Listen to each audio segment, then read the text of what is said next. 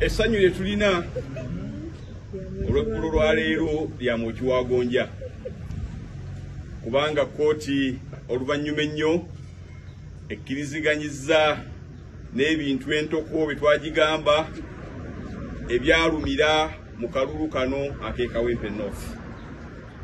Kkooti twagiwulira ensonga nnyingi kwe twesigama okugisaba okusazaamu okulondebwa kwa Nalukoola nga member wa Parliament wa Kawempe North. Ensonga esinga obungi kkooti tuli basanyufu nti ekkiriziganyizza nazo era omusajja ne tumukukunulayo mu Parliament kakati ali bbali. Bwe twatandika omusango guno omusajja oyo yatusuubiza nti ajja kutuwa blood and nose. Gye tumalidde eno ng'eyiye ekulukuta tumumezze tumukukunuddeyo mu Parliament n'olukunkumuli lw'abaloya lwatuleetera bonna tubawuuse buva ne tubateeka ebbali omusango ne tugusinga.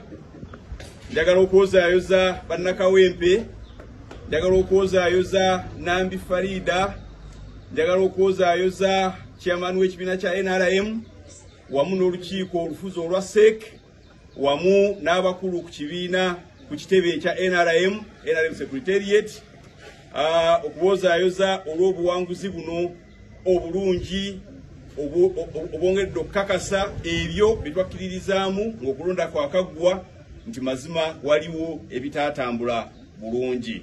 Kanso katukuanguye ensonga okwesigamizibwa ensala eno ensonga ezebbiri gye mbadde njagala okusala kw'omulamuzi akwesigamizza ku nsonga zonna ze twamuwa alonzeemu ensonga bbiri enkulu. Esooka y'ensonga egamba nti abantu abawera ddala 1,164 ebyava mu kulonda kwabwe tebyateekebwa mu kalulu mu ttale esembayo mu byava mu kululu ebyasembayo, era omulamuzi n'agamba nti ekyo kikyamu nga bwe twamugamba abantu abo baali bangi nnyo obutamanya era obutateeka byava mu kulonda kwabwe mu kalulu ak'enkomeredde.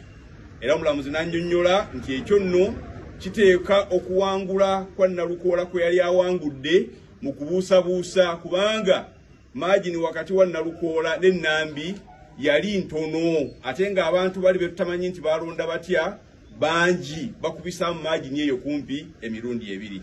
Omulamuzi n'agamba n'olwekyo nti abantu abo obutateekebwa mu final ttale kyalaga nti bagiddwako eddembe lyabwe era okulonda n'okumanya bye balonda byatambula bitya.